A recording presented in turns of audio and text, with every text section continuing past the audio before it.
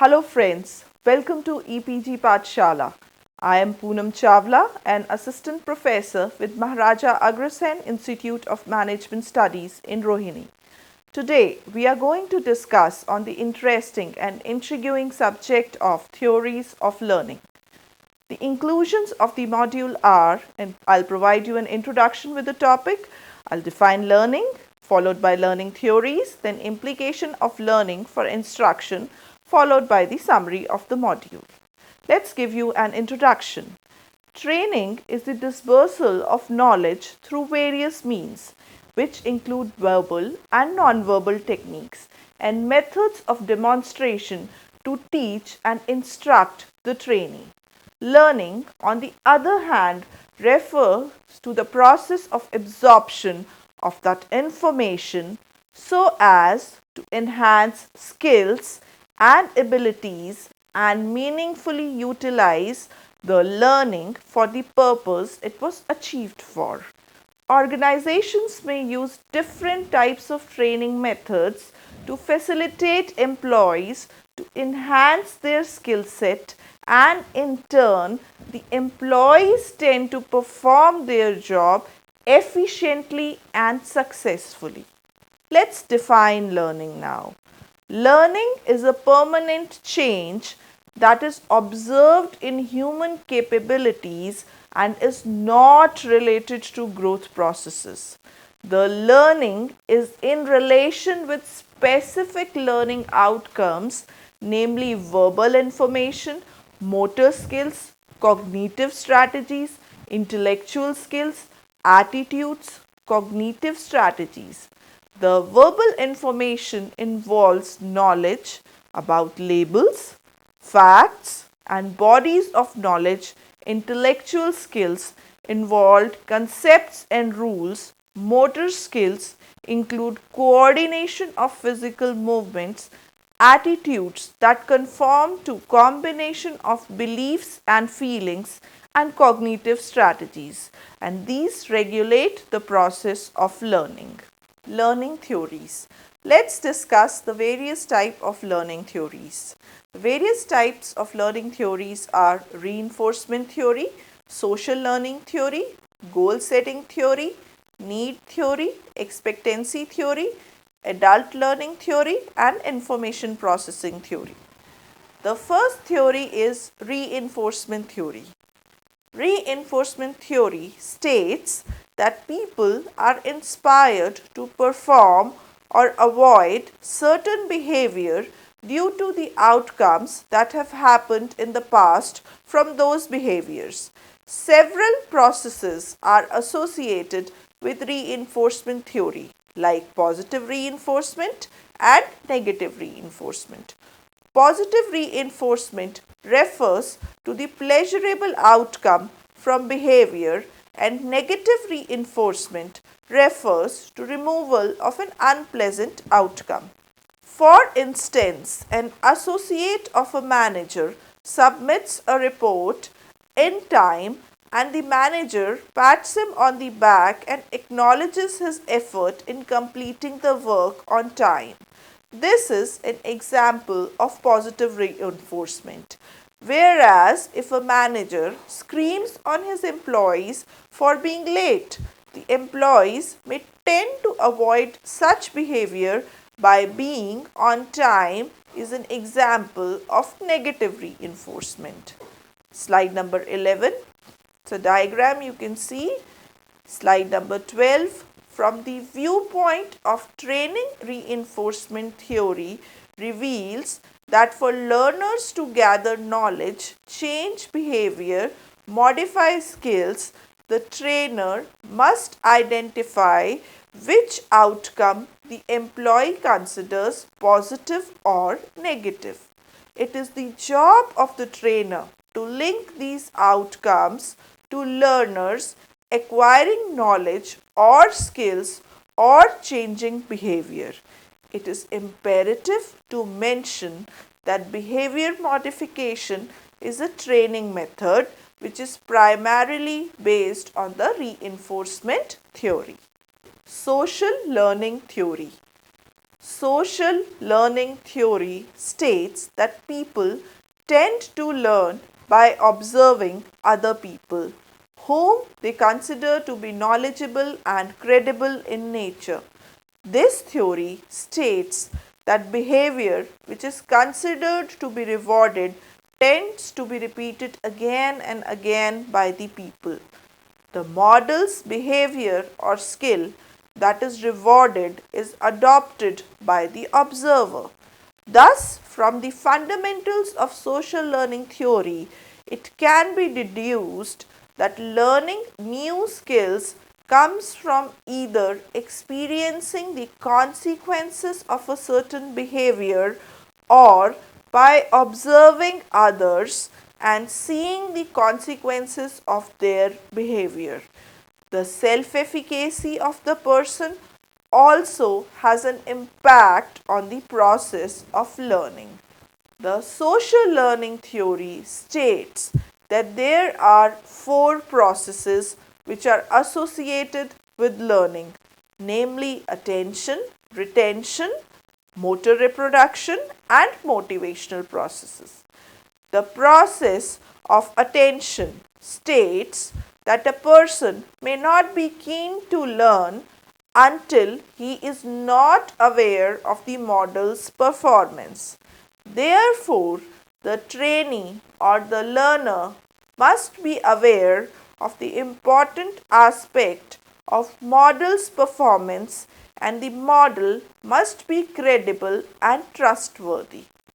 Lastly, the learner must have the sensory capability to observe the model, and a learner who has already learned other skills by observing the model is more likely to attend the model. The second step is retention, which states that learner must have the capacity to remember the behavior or skills that they observe, and they must be able to code skills in an organized manner in their memory. This coding can be in the form of visual images or verbal statements. Motor reproduction involves and incorporates to try out the new behavior and observe the results that are similar as they were reinforced in the model. It is necessary and imminent to mention that reproduction will be dependent on the retention of skills or behavior. Learners may adopt a modeled behavior if it results in positive outcomes, and social learning theory states that behavior that is motivational is to be repeated by the learners. Social learning theory is the fundamental of behavior modeling training and has influenced the development of multimedia training programs.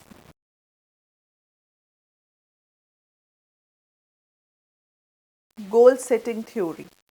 The goal setting theory states that the behavior of an individual is the outcome of the individual's goal and objectives.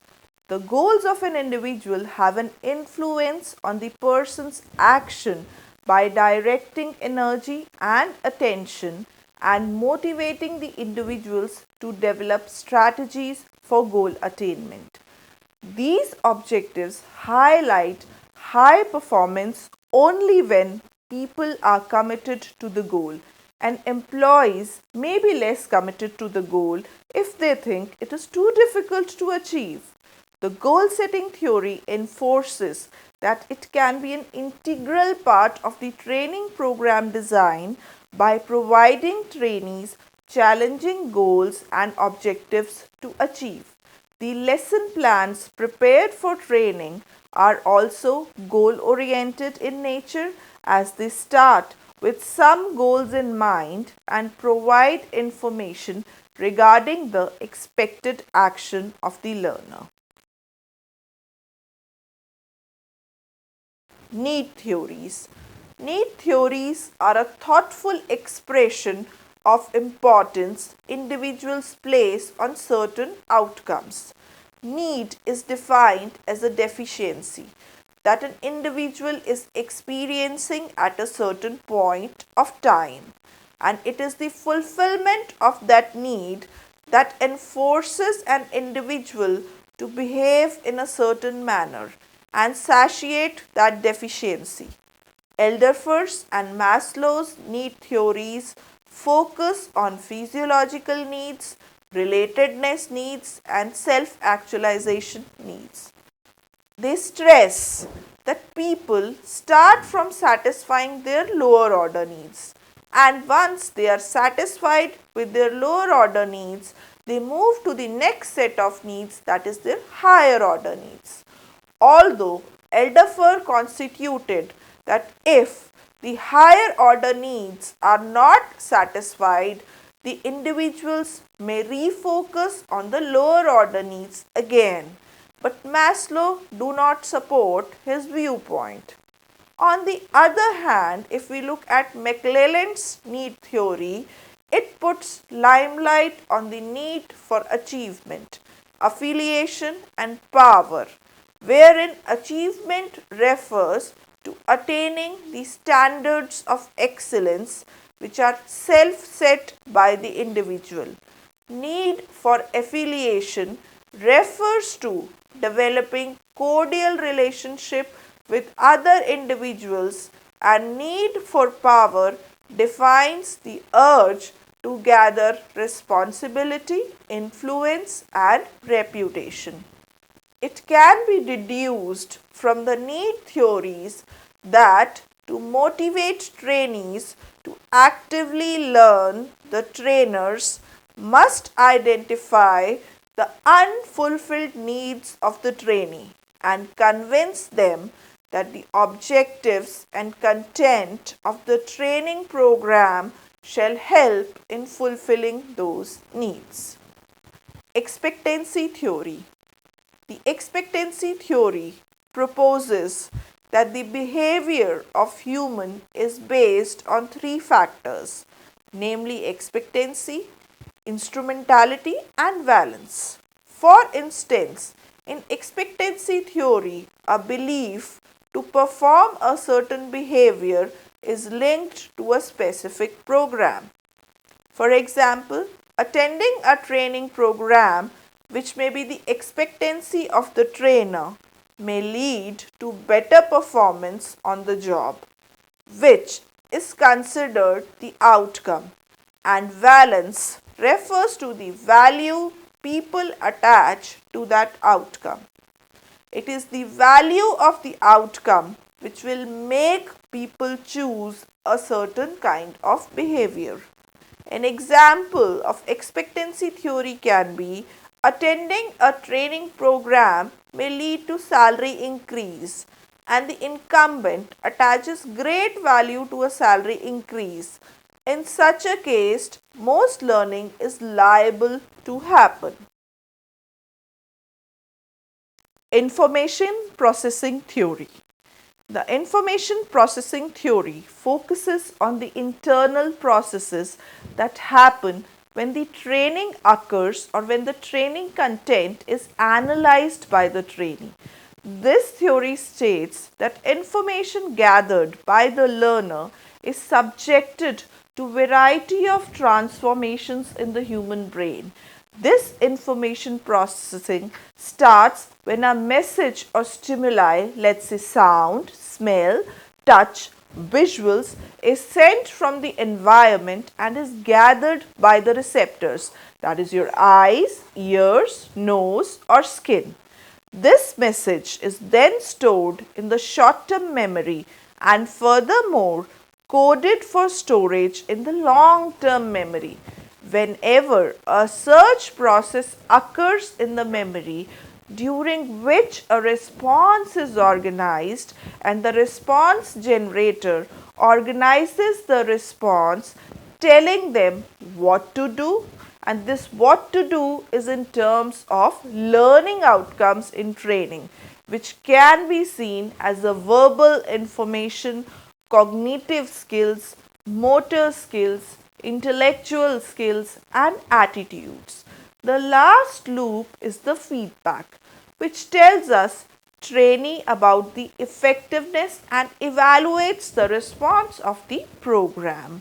A positive reinforcement of the response leads to storage of the response in the long term memory and leads to repeated behavior if required in similar situations. Adult learning theory. This theory emerged while analyzing the need for a theory which addressed the issue of adult learning.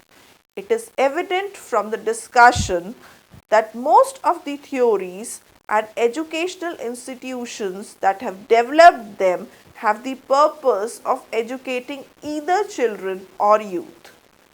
Pedagogy here refers to the art and science of teaching children and has been on the forefront in the theory of education.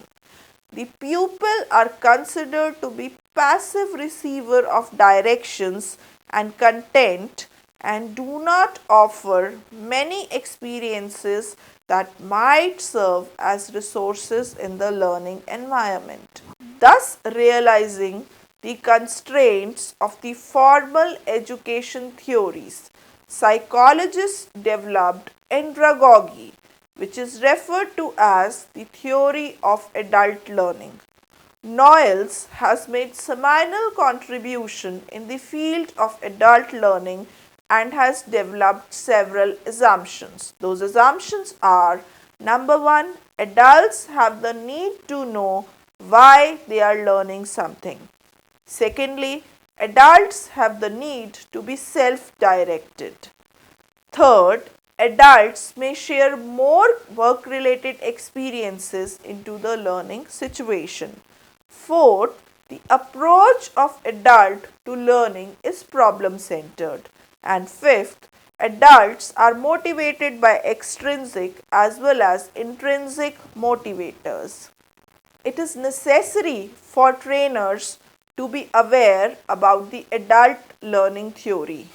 As for training programs, the target audience is usually adults, and many of them might not have spent much time in formal education scenario. The primary fundamental of adult learning theory is mutuality, which suggests that both the trainer and the trainee should be actively involved in the developing and creating experience and ensuring that learning occurs. Implications of learning process for instruction. Now, there are certain implications of learning process when a trainee is given instruction. Those implications are: number one, instruction refers to the trainer's manipulation of the environment in a manner to facilitate trainees learn, to impart meaningful learning criteria which should be fulfilled to enhance learning and also facilitate the learning process. The first and foremost criteria is that the employees must know the reason behind their training program. That is, they must be aware of the objective of the training program. The objective defines the purpose and the consequence of the training program. A good objective statement must explicitly state what the employee is expected to do, the quality of performance, and lastly, it must mention the conditions under which the trainee is expected to perform. Secondly, good instruction that facilitates training must have meaningful content. To enhance the meaningfulness of the training content, the message should be presented in terms of concepts, constructs, terms, examples which are known to the trainee, and its content should be certainly in relevance and consonance with the workplace. For instance, highlighting the success of former trainees and integrating training with the goals of the organization. Thirdly, the employees must be provided with opportunity to perform the learned task so that they achieve proficiency in doing that task. The practice must be relevant to the training objective, and it is necessary to have a balanced mix of practice and examples for better results. Fourthly, the employees must commit the training content to memory, and to create long-term memory training program, it must be explicit in nature so that it becomes an immemorable part of the memory. Many trainers use the idea of concept maps to establish relationship amongst ideas. The trainers in this case must remember the trainees learn through observation, experience, and third, social interaction. Lastly, the trainees must be provided with feedback about how efficiently they have met the training objectives. To be effective, it is necessary that feedback should be provided early and should focus on relevant behavior of the trainee. However, I must say that this is not an exhaustive list of activities to facilitate training, but it certainly acts as a guide to facilitate and make learning meaningful. Summary. This module explicitly states that for training to be efficient and effective, learning must occur. The module intensively defines learning and focuses on the capabilities that need to be learned. The chapter also throws light on various theories of learning like reinforcement theory, social learning theory, and goal setting theory. Also, it takes into consideration the information processing theory. The module then focuses on the learning cycle and identifies the 4 steps that exist in the learning process, and also details about the various learning styles that the trainers can adopt if they are aware of the strengths and weaknesses of their trainee. Various questionnaires have been designed to assess the learning style of trainees, with Kolb's learning style inventory being the most famous of them. The next section of the module discusses the various factors that must be considered to make the learning process more effective. Like trainees must be aware of the training objectives, they must be provided with meaningful training content, and must be provided with the opportunity to practice what is being learned. And effective feedback also facilitates the trainee to assess his learning capabilities and help him focus on relevant behavior. Thank you. I hope you understood the module well.